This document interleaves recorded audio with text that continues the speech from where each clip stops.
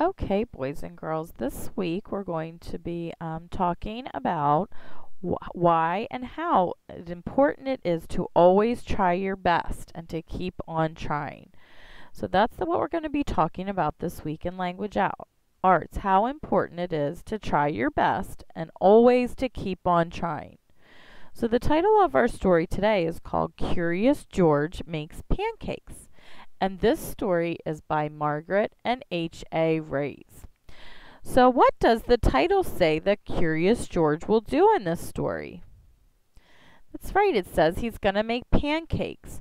So do you think he will try his best when he makes the pancakes? Let's read and see if we can find out how hard Curious George tries and if he does his best. Curious George makes pancakes. This is George. George was a good little monkey and always very curious. One morning, the man with the yellow hat woke George early. "Time to get up, George," he said. "The pancake breakfast is today." George loved the pancake breakfast. It was a fundraiser held every year to make money for special programs at the Children's Hospital. Besides eating pancakes, there were all kinds of games to play. Even the mayor came to play and eat. But first, he gave a welcome speech. All right, so what did we learn so far about the pancake breakfast? What did the words say about it? That's right, it said it's every year, and it's for programs at the Children's Hospital. There are pancakes to eat and games to play. And you can see that in the picture. "Thank you all for coming," the mayor said. "We appreciate your generous support." He thanked all the volunteers who were helping that day, and finally he said, "Please enjoy yourselves. And the pancakes." When the mayor finished, the man with the yellow hat said, "George, I'm going to buy our tickets. Please wait here and don't be too curious." George waited like a good little monkey, but something smelled good. Could it be pancakes? George was curious. So why do you think the man with the yellow hat tells George not to be too curious? Right, if you read anything about Curious George, he seems to always get into trouble when he gets curious. Let's keep reading and see what he does. He followed the delicious smell and found a whole griddle full of pancakes. George watched as a man poured little batter circles and flipped them up in the air. It looked like fun to make pancakes. George wanted to help. On a table near the griddle was a basket full of blueberries.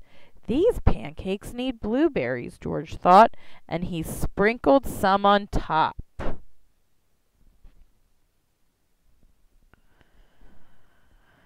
Meanwhile, the man at the griddle was so busy he didn't notice the little monkey helping him.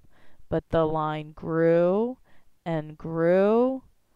George's pancakes were a hit. Soon everyone wanted them, and the man could not keep up. "Please wait," he said to someone holding an empty plate. "I need to find an assistant to help me."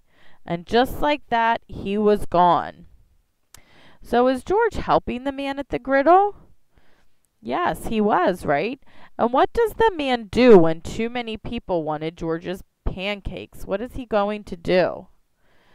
That's right, he's going to find an assistant to help him. George looked at the people waiting in line, and then at the empty griddle. Why, he could make pancakes. He could be the assistant. George poured the batter into nice round circles. Next, he added blueberries. He waited just a minute to let the pancakes cook. Then he flipped them over. And last, he added the syrup. So it looks like he's doing a good job. Look at the He understands how to make the pancakes, and he is helping so far. Let's see what happens next. The line for pancakes was enormous, but with 4 hands, George made quite a chef, and no one's plate was empty for long. "I've been coming to this breakfast for years," a man said, "but I've never seen pancakes made like this before." "I've never eaten this many pancakes before," said a girl. "I didn't even like pancakes before," said another girl, and they all lined up for more. So what do you think? Does everybody like George's pancakes? Yes, they do. And how did we know that they liked them? Well, if you look at the pictures closely, they are smiling, and the author tells us in the words that the people like the pancakes. When the man returned with his new assistant, he was shocked to see a monkey making pancakes. "This is no place for a monkey," he yelled, and he began to chase George. George hadn't meant to cause trouble. He'd only wanted to help. Now he only wanted to get away. Quickly, George found a place to hide, and the man and his assistant ran right by. But where did George go? Let's see. When it was safe to come out, George jumped down. He was covered in syrup like a pancake, and he was sticking to everything. George was curious. Could these napkins help him get clean? So take a look at the next page. What happens when George uses the napkins to clean up? What's happening? Can you see from the illustration? That's right, they're sticking to him. And why don't the napkins help George to get clean? He's too sticky. Maybe it would be more helpful if they put some water on there and wet them down. Let's see what happens next. No, the napkins only made it worse. What George needed was some water to wash with. Why, here was the perfect thing. George climbed up. This would do the trick for a sticky monkey. George sat on the bench and splashed himself with water. But all of a sudden,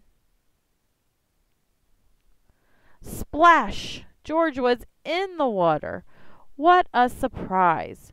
George climbed up again and splashed back down. He'd never been in a dunk tank before, and he'd never had so much fun getting clean.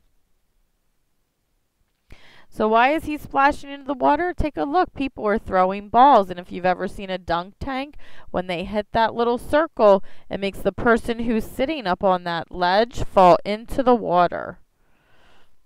Soon, everyone was having fun, and the line at the dunk tank grew even longer than the line for pancakes. Later, the mayor came by. "I've heard all about your delicious pancakes," he said. "You've made our fundraiser a big success, and I have a special favor to ask you." At the end of the day, George got to present the money from the fundraiser to the president of the hospital. "Thanks to you, George, this has been our best year ever," she said. "Will you come back and make pancakes again next year?" George nodded, and everyone cheered. So the mayor asked George if he will come back next year. Do you think the people want George to come back? Yeah, I think they do. And why do you think so? What happened in the story that makes you think they may want him to come back? Right? They cheered and they were happy with the pancakes he made, and they were having fun with him in the dunk tank. Good.